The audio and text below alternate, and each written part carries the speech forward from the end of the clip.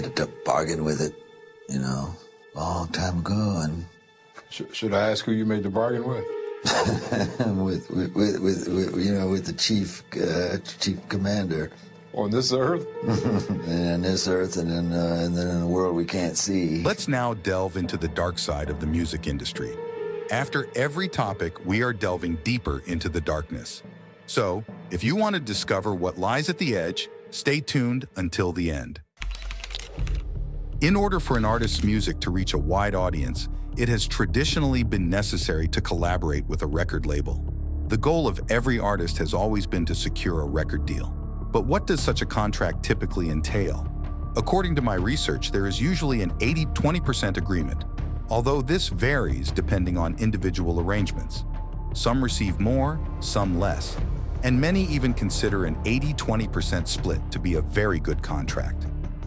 Record labels receive 80%, and the artist receives 20%. In the era of CDs and vinyl records, this was considered a fair deal for artists. They could focus on their music while the labels handled marketing. Before the internet, it was difficult for an ordinary person to reach a large audience, making collaboration with established labels in the industry necessary. However, with the emergence of the internet, CDs eventually became obsolete, posing a huge problem for labels. With a CD price of $15, an artist earned approximately $3 per sale. Nowadays, with the rise of streaming platforms, it is different. Spotify pays artists between 0.3–0.5 cents per stream on average. I can show you a personal example. I have a Spotify account where I've uploaded instrumentals. Here are the official numbers from my distributor. With 79,251 streams on Spotify, I earned approximately $231.99. That's about 0.29 cents per stream. Assuming the artist receives 20% of this amount, it would be 0.058 cents per stream.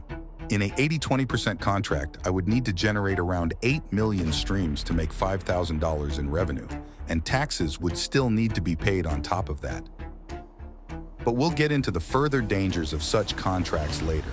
So the only way to make a living through music is by earning money through other income streams, like live shows, merchandise, tours, etc.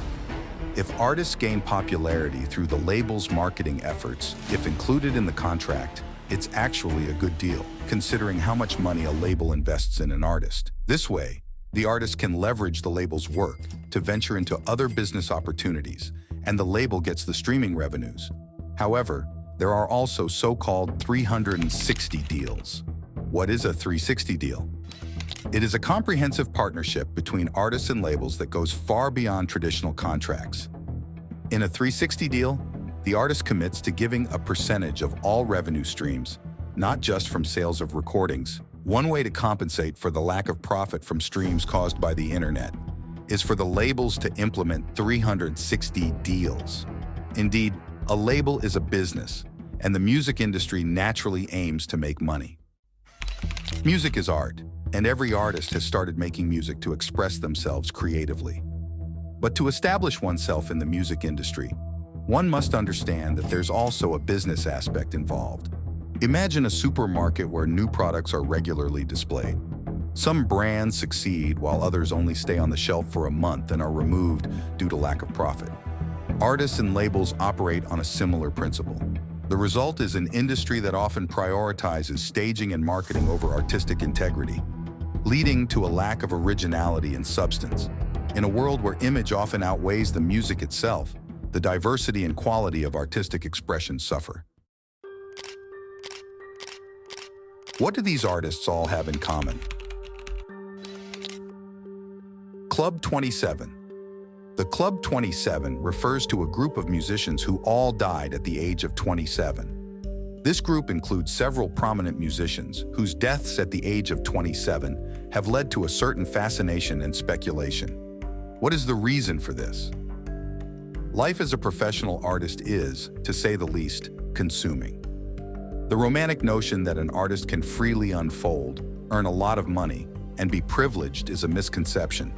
Statistically, the occurrence of deaths at the age of 27 among musicians is not uncommon.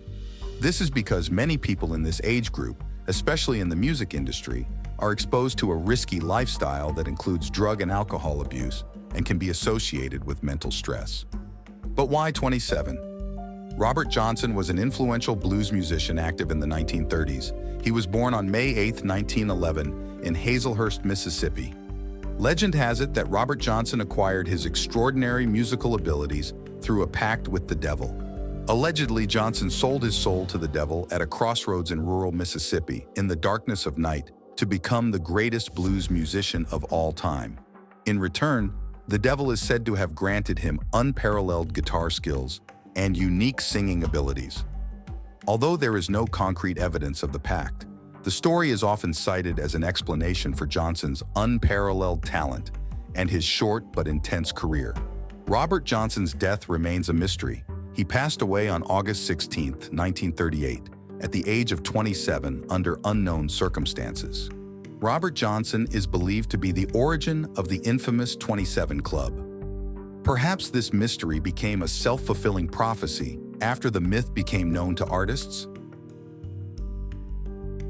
But it didn't work out, and so I sold my soul to the devil. I made a bargain with it, a long time ago, and Should I ask who you made the bargain with? with the chief commander. On this earth? And on this earth, and then in a world we can't see. My soul, I sold my soul for you. Now figure that out. I sold my soul to the devil. I signed myself to the devil. I don't even own myself no more. I sold my soul to the motherfucking devil, and I done prayed. I prayed and I prayed and I prayed. And it's just like, I don't know if God can get me out of this, and... But what is really behind the pact with the devil? What are they all talking about? The death clause.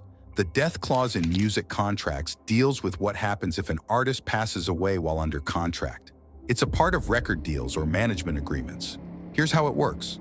When an artist signs with a label, they often receive an advance, like let's say $1 million to make their music. After releasing their album, the artist needs to earn back that money for the label by selling records. Only then can they start making money themselves. But if the artist can't pay back the advance or wants to leave the contract early, things get complicated. Rumors say that's where the death clause comes in. It ensures that even if the artist dies before he can get out of the contract, the label can still make money off their music and recoup their investment. It's like an insurance policy for the label. Hank Harrison, the father of Courtney Love, the former wife of Kurt Cobain, wrote this. A recording contract can be a box of snakes, but one clause, known as the death clause, also known as a non-performance or failure of performance clause, has always been a big problem. This clause is a way of assuring the recording company will collect all of their money, and yours, if you die, no matter how you die. Here are some examples. Company shall have the right to secure insurance equivalent to 10 times the estimated value of the artist's earnings from any source of revenue for company's sole benefit. In Cobain's case, that amounted to several billion. Company shall be allowed to employ any insurance carrier or combination of same to assure this benefit and need not consult or require signature compliance from artist. The clause in question was invented back in the days when the mob ran Chicago, New York, and Hollywood, and who says they still don't? In short, here is what a death clause does in my humble opinion. If an artist fails to perform or pay back advances, the artist becomes more profitable dead.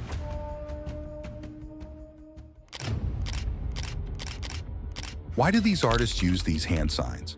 Almost every well-known musician or movie star makes these hand signs in public. What do they mean and where do they actually come from? These are mudras. Mudras originate from ancient Indian traditions, particularly from practices like yoga, meditation, and spiritual rituals. They have been used for thousands of years as symbolic gestures to channel energy, enhance concentration, promote healing, and cultivate various states of consciousness. The mudra of knowledge. The mudra of knowledge is a symbolic hand gesture often associated with wisdom, enlightenment, and understanding. Apana mudra. It is believed to have various health benefits and is associated with balancing the elements within the body, particularly the element of air and the downward flow of energy, prana mudra. It is believed to enhance the flow of prana, or life force energy within the body and promote vitality, energy, and overall well-being. The all-seeing eye. The Shuni Mudra is often used to promote patience, concentration, and intuition. There are some claims and speculations that certain satanic groups or individuals use traditional spiritual symbols and reverse their meanings to demonstrate some kind of counterculture or provocation. This practice is sometimes referred to as reversal or perversion of symbols. However, this cannot be proven. Maybe it is just a marketing stunt nowadays, because the industry knows that people react strongly to such images. Whatever their true motive is, for some reason nowadays, all music videos look like this. However, there are further reasons to suspect that there might be more to it. Shane Lynch is an Irish singer, songwriter, and member of the boy band Boyzone. Boyzone was formed in 1993 and achieved great success in the 1990s, particularly in the United Kingdom and Ireland. Said and Done reached platinum status in the UK and sold over 1 million copies. Here is a well-known interview with Shane Lynch. I've been in rooms at the top of the top, which albums are prayed over demonically. What do you mean by that, Shane? Prayed over demonically? So, rituals, ceremonies. The P-Diddy case. Hip-hop's Jeffrey Epstein, P-Diddy Combs, is currently facing several accusations, but the most notable one is that he hosted parties where unspeakable things happened. Or he famously threw his white party out. Oh, he would throw a party. One point, I went to Philly, followed him all the way to Philly. He threw a party, and he said, "Yo, Playboy, this party cost $1.5 million." The biggest stars in the world are said to have been involved, and hardly anyone dares to speak about it. Yeah. Now, I've had to turn down $50 million 4 times just to protect my integrity and that virgin hole I was telling you about. Right, because P. Diddy be wanting to party, and you gotta tell him no. P. Diddy is alleged to be such an influential man that he takes young artists under his wing, promising them success and fame, but demanding sexual favors in return, similar to Jeffrey Epstein. This is awesome. Okay. He telling me we gotta kick it and shit. He's like, yo, why don't we go shopping or some shit? I mean, I pay for it. And I was like, what the fuck this nigga just said? I got the fuck away from him. I was like, this nigga just tell me he taking me shopping. And this is shit that goes on. There's a little fruit pile. The rumors are that Diddy was running some kind of Epstein type deal where he was filming everybody, right? That's the rumors. Yeah, I don't know that there's any proof or anything other than Individuals are said to have been filmed during the act here as well, to later blackmail them. Besides homosexual activities, is also said to have been a part of it. Now, P. Diddy Combs is facing trial. What do you think about this topic, and what have been your own experiences with the music industry? Share them with us in the comments. If you enjoyed the video, please let us know and subscribe to our channel.